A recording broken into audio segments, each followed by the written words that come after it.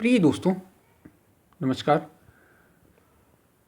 दूसरा हमेशा दूसरा ही होता है।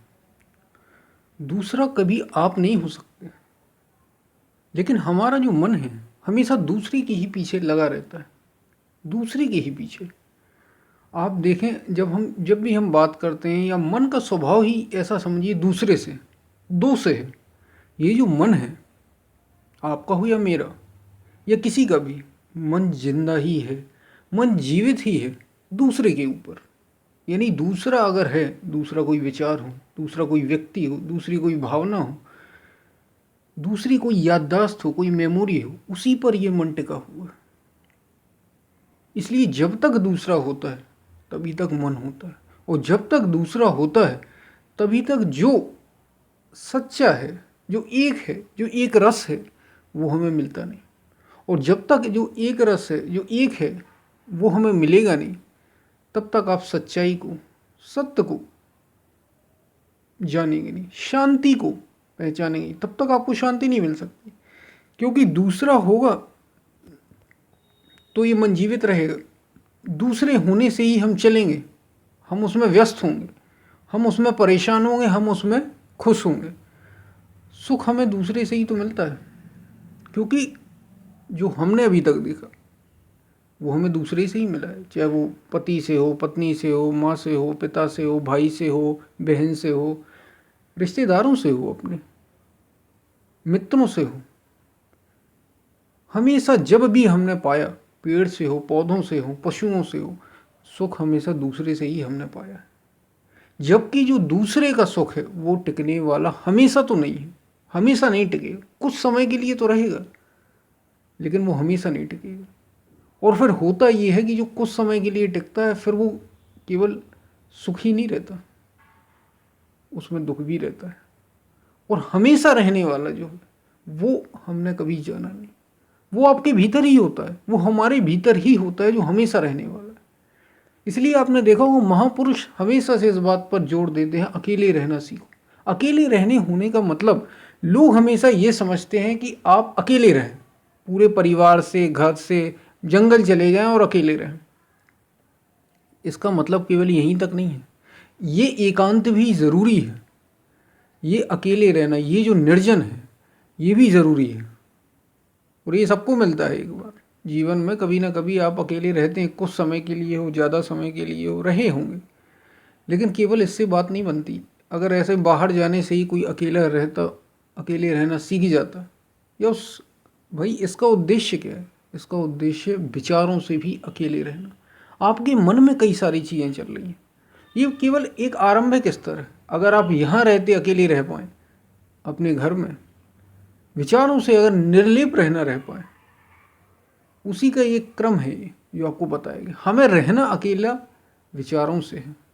आप हमेशा से ही, सदा से ही जिसके साथ हैं उसके साथ, उसमें कोई विचार नहीं होते, उसमें मन नहीं होता, उसमें ये शरीर नहीं होता, उसमें ये शरीर की यात्राएं, जो सबका आदि है, जो सबकी शुरुआत है, जो सबका अंत है, और जिसमें ही सारे निवास करते हैं,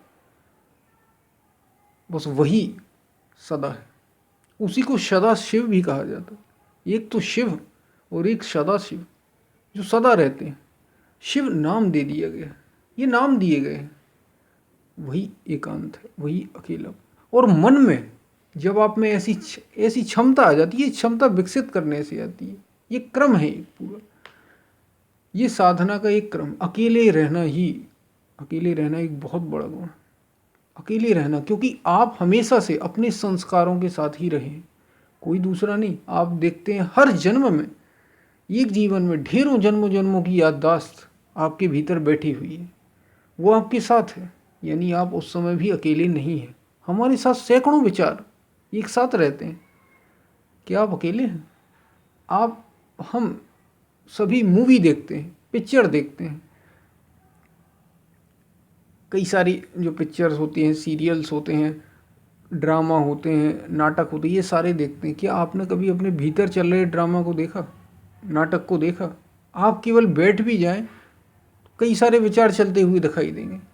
कई सारे नाटक चलते हुए दिखाई देंगे, फिर आपको ज़रूरत क्या है एक और नाटक देखने की? हम तो व्यर्थ ही बाहर मूवी ये सारी चीज़ें देखते हैं। आपके भीतर ही ये सब चल रहा है जो जन्मों जन्मों से भरा हुआ है। इसका मतलब आप अकेले नहीं हैं। संस्कार आपके साथ, विचार आपके साथ हमेशा से रहते आए हैं, वे हमेशा से आपके साथ, और उन्हें अलग करने की विधि ही ध्यान है। अकेले रहना ही तो ध्यान है। ध्यान क्या सिखाता है आपको? कुछ समय अकेले रहो, और जब आप अकेले होते हो, बात यह है कि तभी आपके अंदर गुण विकसित होते हैं, तभी आप अपने को जान पाते हो, तभी आप अपने को विकसित कर पाते हो, तभी आप अपने को पहचान पाते हो कि मैं हूँ क्या। नहीं तो आप बस एक विचार को लेके समय समय जो जैसी ज़रूरत पड़ी वैसे वैसे विचार आते चले जाते हो, और आपका जीवन तेजी से निकलता चला जाता है। इसलिए अकेले रहना सीखो। दूसरों का साथ अगर मिलता है ये अच्छी बात है, हमें कोई प्रॉब्लम नहीं है किसी के साथ से, लेकिन किसी का साथ पर अगर हम निर्भर हो जाते हैं और दूसरों का साथ ही हम सच्चा मानते हैं, तो मौत तो अकेली आनी है। वो आपको अकेले ही लेके जाएगी, क्योंकि जन्म भी आपका अकेले हुआ है। जन्म किसी पत्नी के साथ नहीं, किसी बच्चे के साथ नहीं, ना माता के साथ, ना पिता के साथ। चिदानंद रूपा शिवो हम शिव, न सखा न मित्र, कोई नहीं, केवल आप। तो दूसरा हमेशा दूसरा ही होता है, वो आप नहीं बन सकते। आप जब अपने साथ होते हैं तो ही आपके अंदर गुण विकसित होते हैं, आपके अंदर एक शानदार। और जब आप देखेंगे कि जब आप अपने साथ रहना सीख जाएंगे तो दूसरों के साथ भी सहज रहना सीख जाएंगे। अभी तो हम दूसरों की ही बुराई पर, अगर दूसरे को भी आप देखते हैं तो क्या देखते हैं? दूसरे में ज़्यादातर बुरा, ये ऐसा है, वो वैसा है, उसने ऐसा नहीं किया, इसी में तो समय बीत रहा है। और यही कारण है हमारे पास इतनी ऊर्जा की कमी है, एनर्जी हमारे पास इतनी कम है, क्योंकि हम दूसरे में ही सारा समय दे रहे हैं। हमने अपने को तो जाना ही नहीं। अपने को जानो, और अपने के जानने का रास्ता अकेले। अकेले केवल शरीर से ही नहीं, ये मन से भी है।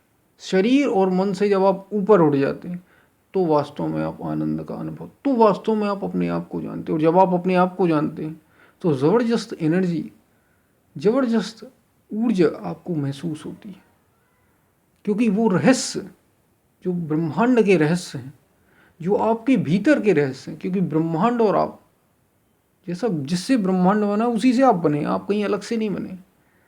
तो वो जो अस्तित्व है वो आपके सामने अपने रत्न खोलने लगता है। उसी की विधि है ध्यान, उसी की विधि है भक्ति, उसी के रास्ते हैं। तो अकेले रहना बहुत ज़रूरी है। अकेले रहना अपने आप को जानने का एक अवसर। तो हम फिर मिलते हैं, तब तक के लिए धन्यवाद।